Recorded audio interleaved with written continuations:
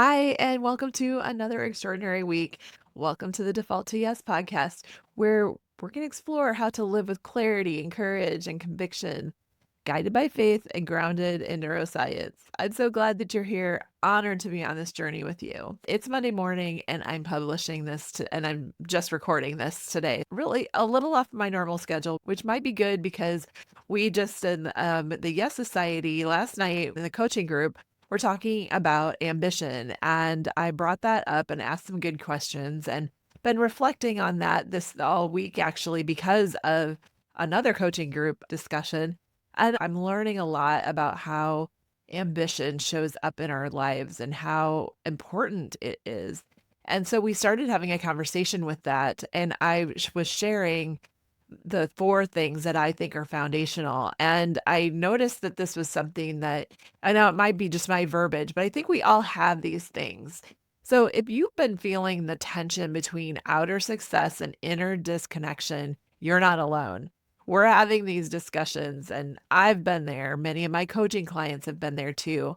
And it often starts with a pause. It's a moment of healing, a space, a season of transition. And maybe you've had a time to reflect a little bit. Maybe you've been on vacation or you've had some time for healing, or there's just that whatever that situation arises when the question comes up again, what do I really want now? Sometimes it's when we get full into our goals or you get onto the road pursuing something and you realize that maybe something's just a little bit off. That can be years down the road, months down the road. It hits different for all of us. But regardless, think that it's common. I think it's something that is built in to keep us on the right track. Now, this is not about what all the things that you should want, but what feels true and aligned and whole. After years of personal reflection, coaching, and study, I've really found that there are four recurring themes that point the way to that deeper sense of wholeness. And science backs that up. They're not luxuries, they're human essentials. And today we're going to explore each one today, not as abstract ideals, but as actionable practices your brain and body and spirit crave. So let's get started, go through each one of those. First of all is vitality. Vitality is the life in your living.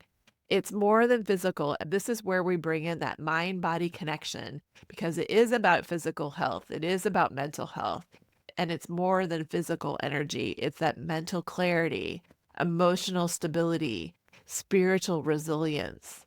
It's that felt sense of being awake and alive in your own body, in your own life.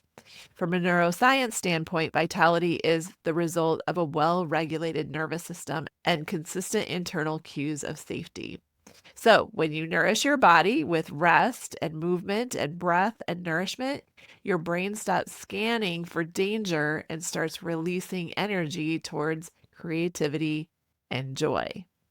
Now, this isn't about grinding harder, it's about caring deeper for your body, your brain, and your spaces that restore you. So, for some of you, this might be a mindset shift on how you take care of your body and why you take care of your body. It took years for me to get into the space that helped me really care deeper for my physical body. I always had that the brain, the mind and spirit part were not complicated for me. And I felt that. And honestly, when I was younger, I didn't have to think so hard about how to care for my body as I do right now in the time of reinvention, right? That's what I'm calling midlife. So this again, we are caring for those spaces that restore. A little reflection for you today. What gives you life? What's one small ritual that could help you recharge physically, mentally, and spiritually today? All right, two, connection. This is the glue of well being. We are biologically designed to bond, to connect with others. We are wired for community, and not just community and not just connection with others, but connection to ourselves. That connection and that ability to be present is essential for our emotional regulation, longevity, and for meaning. Now, oxytocin, that's the hormone released through healthy connection, has been shown to lower cortisol levels, enhance the mood, and improve the immune response. And it doesn't require grand gestures, really just requires getting present, just presence.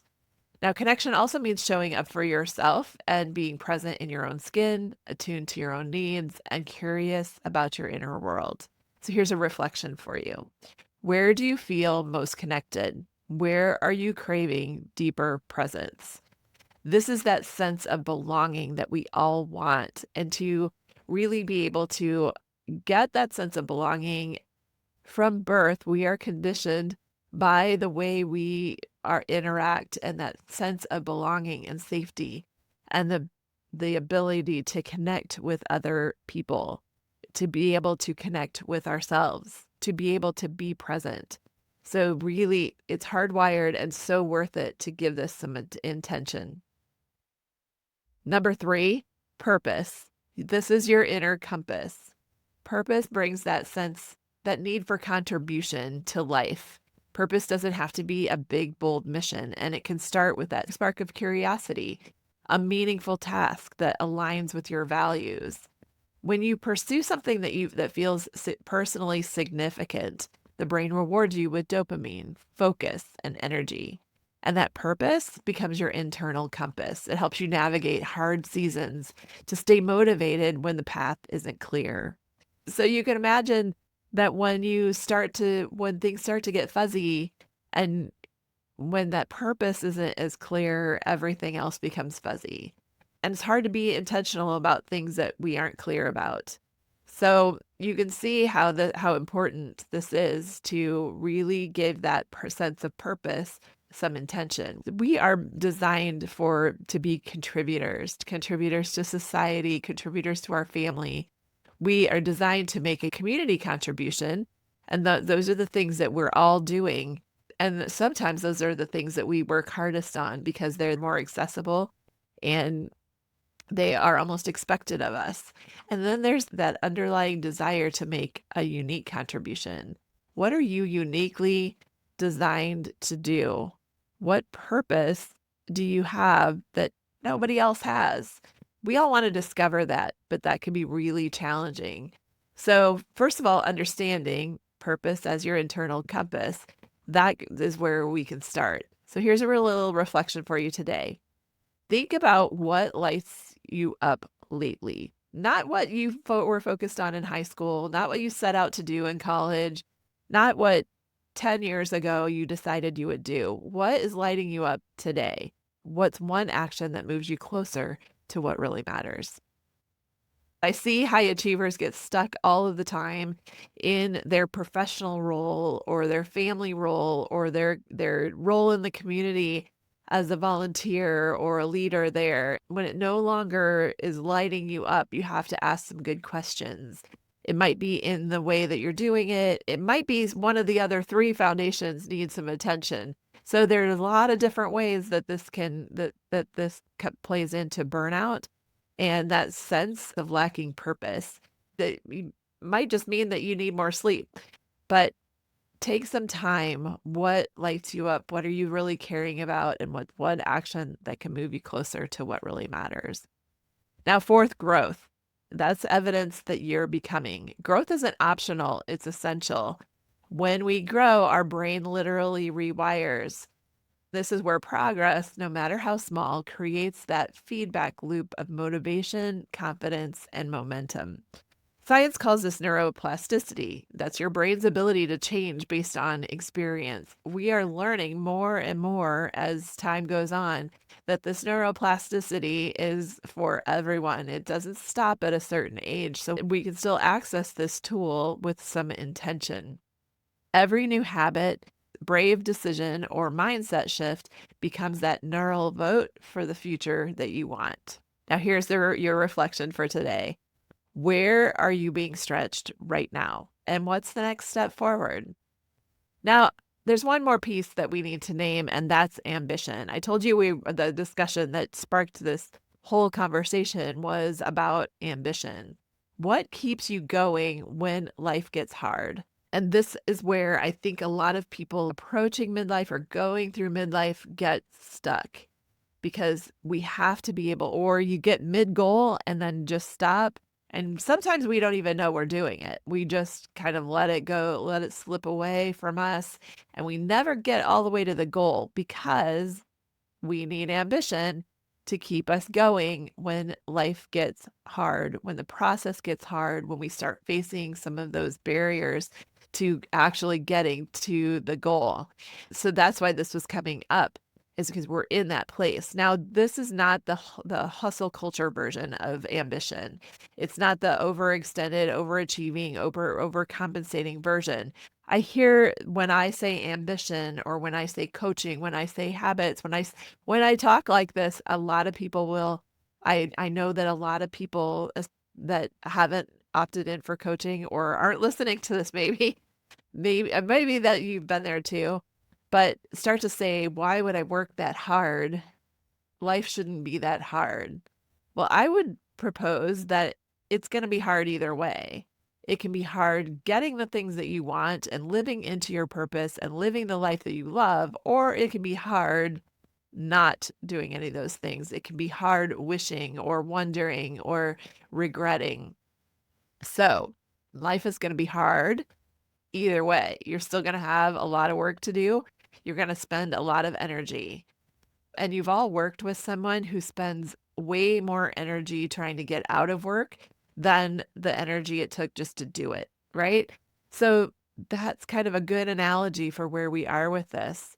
What seems like the path of least resistance maybe it really isn't. So we're talking about a sacred kind of ambition. This is the kind that's rooted in meaning and forward motion. It's the kind that is connected to who you are uniquely and to your calling.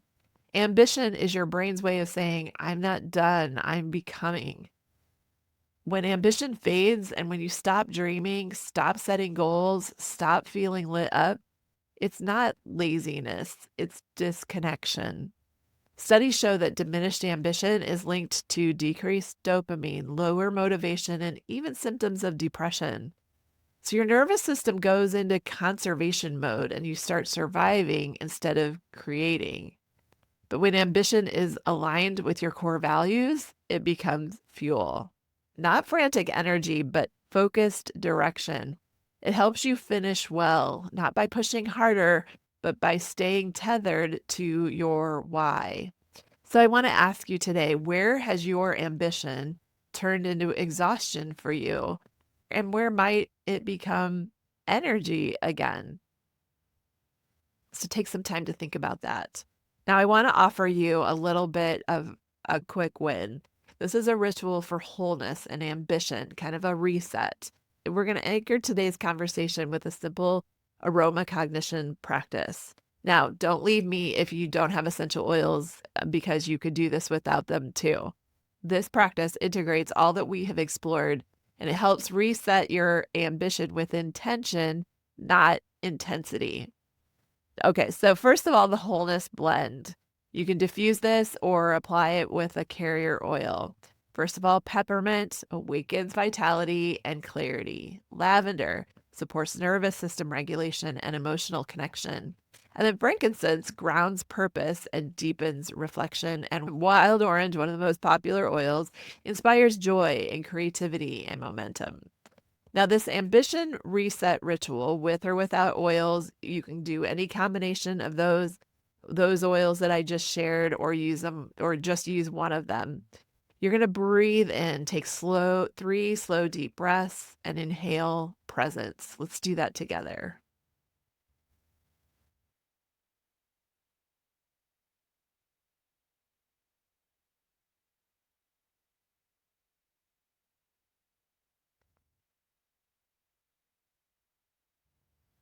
Inhale presence and exhale pressure. Now you can apply the oil to your temples or to your wrists, over your heart, or simply place them in your hand and breathe them in. Or simply just place your hand on your chest over your heart and ask yourself, what matters most to me right now? Where do I feel that flicker or desire of hope? What's one aligned action that I can take? And then repeat aloud or silently, I am safe to dream. I am ready to move. I say yes to aligned ambition. You can use this ritual to reconnect with your vision anytime that you feel scattered or stuck or simply tired.